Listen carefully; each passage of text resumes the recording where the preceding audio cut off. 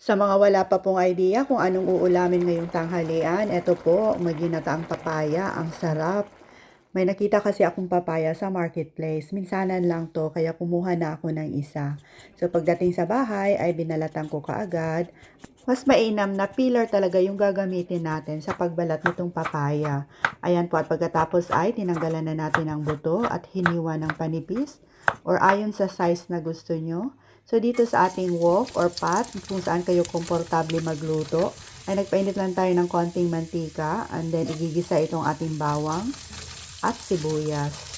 Ayan po, so gigisa lang natin hanggat sa lumambot at bumango ang mga ito at isunod na natin itong ating ginger.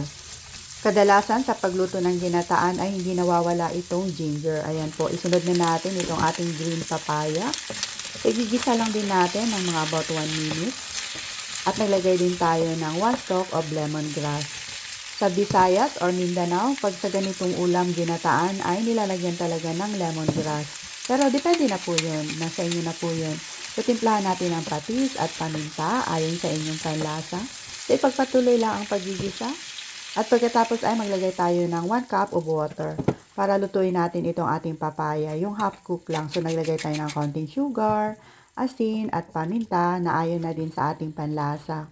So, takpan lang natin ng mga about 10 minutes. So, after 10 minutes, pag half cook na po itong ating papaya, at ibuhos na natin itong ating 1 can or 400 ml of coconut milk. At pagkatapos ay timplahan natin ng konting asukal, seasoning, at asin ayon na rin sa ating panlasa. Ipagpatuloy lang natin ang pagluto ng mga about 5 to 8 minutes hanggat sa lumambot itong ating papaya. Naglagay din pala tayo ng isang red chili pero optional lang po yan. Nilagyan din natin ng fried dilis at saka chopped spring onion.